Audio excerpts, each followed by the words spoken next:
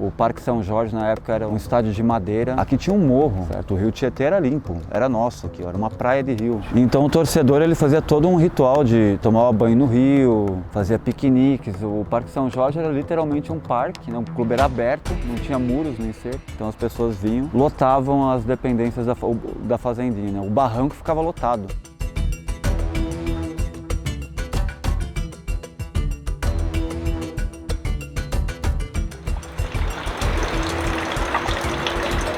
A grande água sagrada de São Jorge. Isso aqui é místico, é essência corintianista. Então os jogadores vinham beber água de São Jorge e muitos que vinham de fora se tornavam corintianos, né, através dessa água.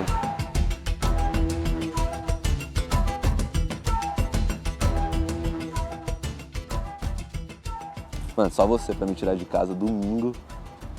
Não, mas isso é um documento histórico, mano. Não sou eu, o Corinthians. Então vamos. Eu sou só uma ferramenta. Salve, fiel! Estamos aqui hoje, domingão, 10 da manhã, na Fazendinha, com o Fernando, grande historiador da Fiel. Fala, Fê. É nóis. Obrigado por aceitar aí.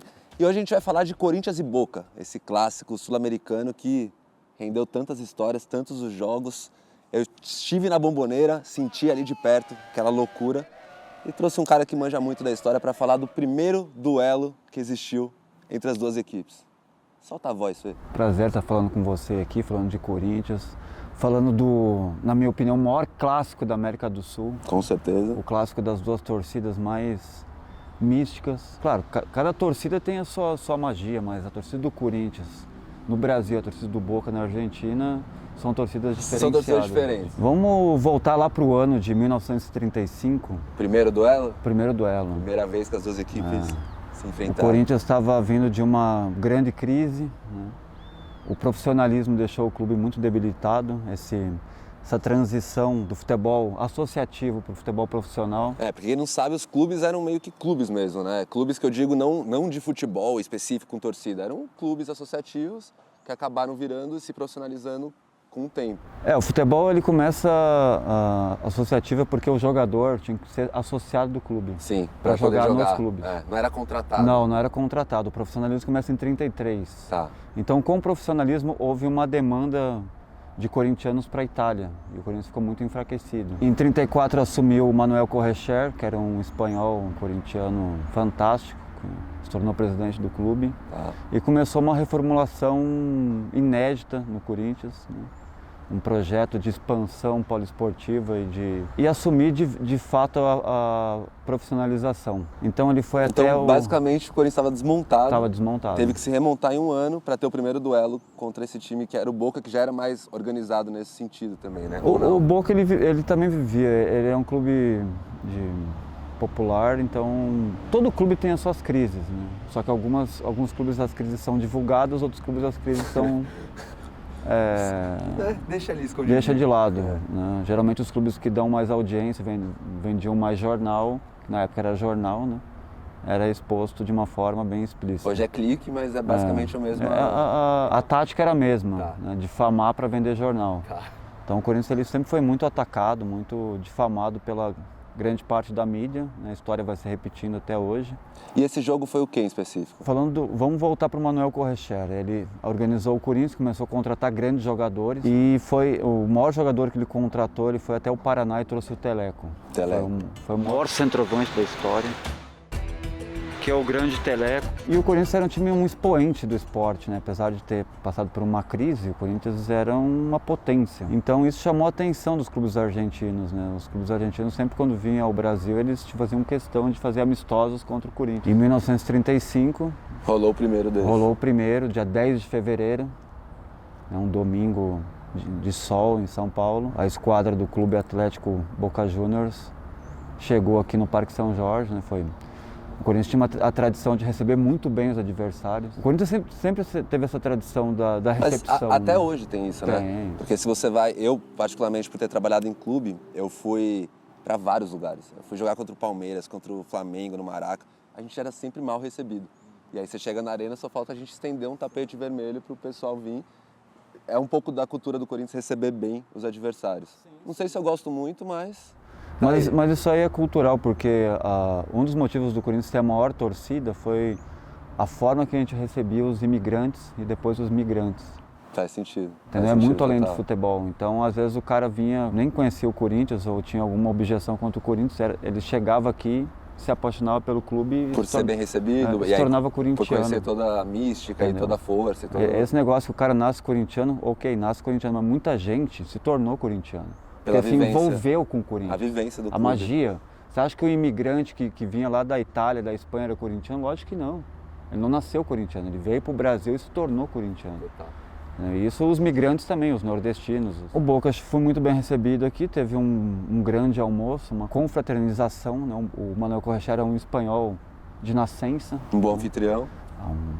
Recebeu eles falando um bom espanhol. O Parque São Jorge na época era um estádio de madeira. Aqui tinha um morro.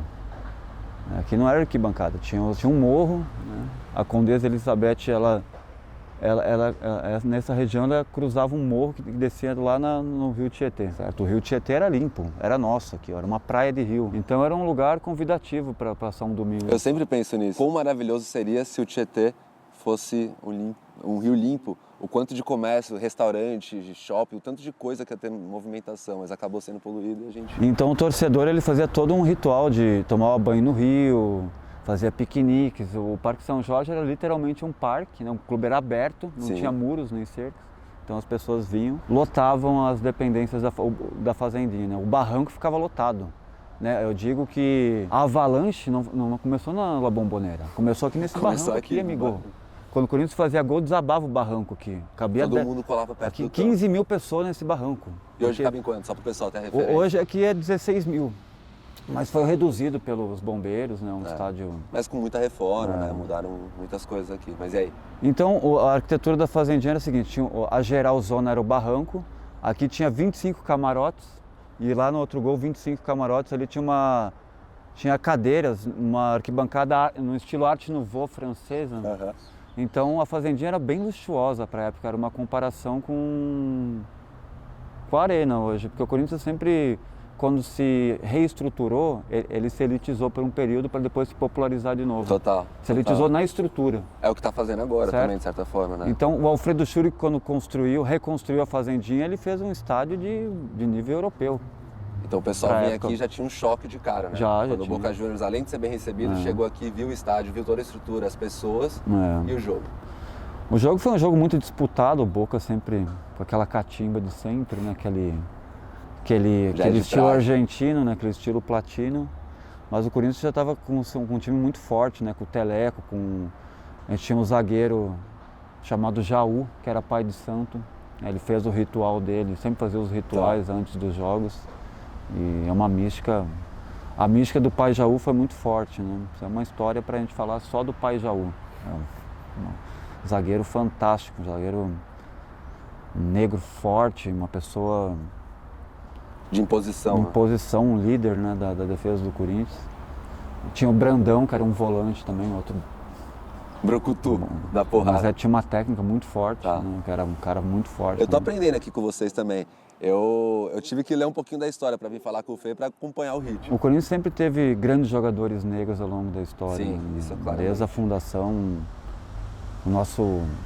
um dos fundadores, o Joaquim Ambrosio, era cafuso, negro com índio. Eu acho que é algo que nunca foi questionado aqui no clube. Tipo, se o cara vai jogar cor de pele, sempre... Sempre, tradição, time de todos os povos, né? Time do povo, de todo mundo. E essa recepção sempre foi uma tradição do clube. Então o Corinthians tinha o Teleco, que era em média de gols, ele é maior que o do Pelé. Ele tem mais gols do que jogos. Nossa. Então, um cara que estava com a direita, com a esquerda. Sabia finalizar. Cabeceava, virava, era... Hoje em dia ele ia ter um Instagram bombado. Hoje em dia ele ia ser melhor que o Messi. Ele estaria jogando no Barcelona, ou não, né? Porque ele não... Na época eles não queriam ser vendidos, né? Os grandes jogadores... Queriam ficar aqui. O futebol era ataque. Era meio que... não tinha esse lance da defesa. Tinha 3 defensores. Você vê, às vezes eu vejo uns vídeos das Copas antigas, assim, até da época do Pelé, você fala, quanto espaço tinha para jogar? Sim, porque não tinha a prioridade era toque de bola e o futebol técnico. Por isso que os placares eram tão grandes, né? 5-4, 3-0, tudo, porque os times queriam atacar, queriam jogar. Sim, hoje os times entram para defender. E os jogadores eram boleiros, né? Os caras não jogavam por amor e por uma forma improvisada. Marcar para quê? Eu quero meter gol. Então o Corinthians fez 2-0, né, começou e passou um jogo muito ríspido, né? E no segundo tempo, 15 minutos de jogo, teve um pênalti para o Corinthians. Os jogadores do Boca Juniors não aceitaram o pênalti, que deu uma grande confusão aqui.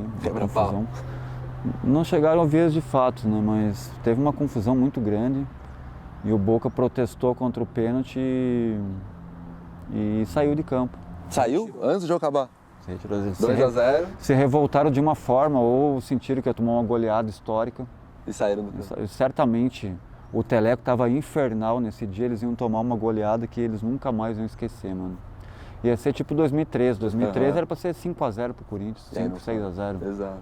O Boca, eles têm infelizmente, essa antidesportividade, né? De querer arranjar uma confusão quando não dá para ganhar na técnica. Sim, eles têm essa...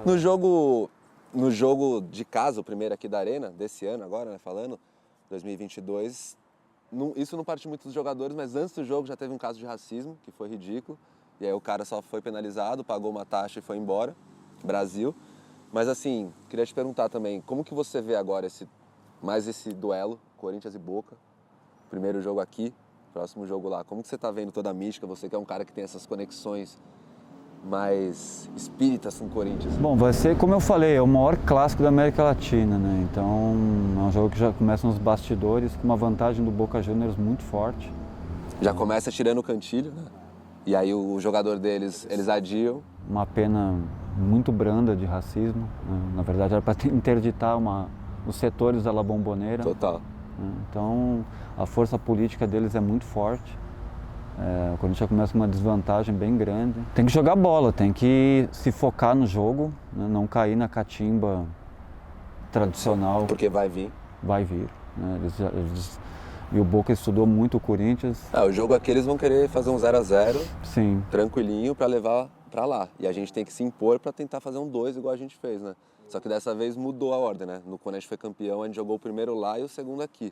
Agora a gente vai jogar o primeiro aqui. Mas a ordem é diferente, porque você faz o placar em casa e... O Corinthians que vai pra lá mais tem tranquilo. muita tradição no mata-mata. Esse negócio da mídia dizer que o Corinthians não tem tradição é mentira. É que na Liberta a gente acabou criando um pouco esse costume, né? De sair nas oitavas, nas quartas. Não criando, mas acabou andando para isso. Mas de fato, no mata-mata o Corinthians sempre foi muito poderoso. Mas tudo faz parte da mística corintiana, até as derrotas. Quanto mais o Corinthians perde, maior é a vitória. Sim, quando ela vem. Sim. Total. Faz parte você ficar num período muito grande de derrotas e desclassificações, entendeu? Daí quando o Corinthians ganhar do Boca agora... Na terça, e ganhar de novo na La Bombonera, o Corinthians tem que ganhar os dois jogos. Pela segunda vez na história, porque o Corinthians só ganhou uma vez na história até hoje. Na Bombonera, que foi foi o 4-3, né? 4-3, em 1961. Em 61, a única vitória que a gente teve, se Deus quiser vai ter esse ano também. Mas é isso, o primeiro jogo vai ser pancada. Vai ser pancada e o Corinthians tem que se impor, né? Tá na hora de a gente quebrar essa maldição aí e voltar a conquistar a Libertadores. 10 anos, né? Porque o Corinthians historicamente, o Corinthians sempre teve muita tradição contra clubes argentinos. Inclusive o nosso mascote, ele veio em cima de uma vitória frente ao grande clube argentino aqui no Parque São Jorge. O Mosqueteiro?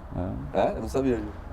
Existia um clube chamado Barracas e o Corinthians era o melhor clube argentino da década de 20 e o Corinthians foi o único clube brasileiro que se impôs de uma forma tão espetacular que o Tomás Mazzoni, que era o jornalista da Gazeta Esportiva, disse que a gente tinha fibra de mosqueteiro.